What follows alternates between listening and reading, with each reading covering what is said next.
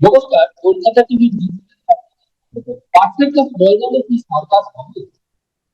আজ বিষয়টি কিন্তু সম্পূর্ণভাবে ঝুলে রয়েছে কলকাতা হাইকোর্ট। মূলত 2008 সালে যখন জরিমানার সিদ্ধান্ত গ্রহণ করা হয়েছিল তখন কিন্তু কলকাতা হাইকোর্টের সঙ্গে ঘোষিত যে নির্দিষ্ট নথি তুলে ধরা হয়েছিল তার ক্ষেত্রে কলকাতা পার্সেন্ট ময়দানে এই কলকাতা জরিমানা থেকে বিরত রাখা হয়েছিল এবং কলকাতা হাইকোর্ট নির্দেশ জারি করেছিল যে কোনো পার্সেন্ট অন্য কেউ জরিমানার আওতায় উল্লেখ্য বাবা আমাদের এই জরিমানা সম্পর্কিত হতো ময়দান অঞ্চল জনসংখ্যা বা যেটা পার্সেন্ট বলা হয় ময়দান অঞ্চলে যে জরিমানা সর্বোচ্চ পরবর্তীকালে পরিবেশ আদালতের দ্বারস্থ এবং জনস্বার্থ মামলার ফলে সেই জরিমানাকে সেখান থেকে সরে দিতে হচ্ছে। পার্সেন্টেজ ময়দানে জরিমানা সরে গেছিল এই ধরনের একটি পরিবেশের কারণ।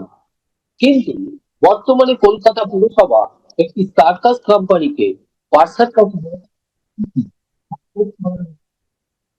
পয়লা ডিসেম্বর থেকে শুরু হয়েছে আগামী কলকাতা হাইকোর্টের দাবি রয়েছে যে ময়দান অঞ্চলের পরিবেশের ক্ষেত্রে এই ধরনের সেক্ষেত্রে যখন সরে যেতে হলে তখন সেই নির্দেশ না মেনে কলকাতা পুরসভা কিভাবে সার্কাস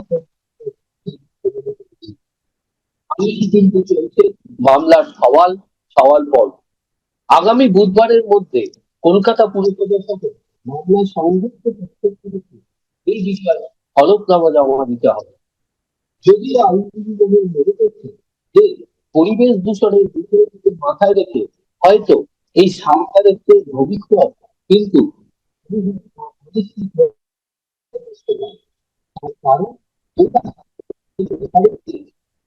আবেদনকারী সওয়াল করেছেন তা কিন্তু আদালতের নজরে এসেছে।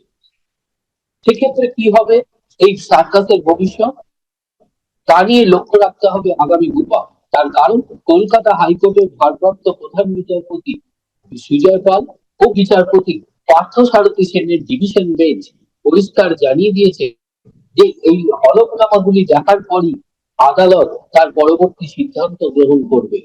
সুতরাং বুধবারই কিন্তু নির্ধারিত হবে সার্কাস ময়দানে যে সার্কাস চলছে তার ভবিষ্যৎ।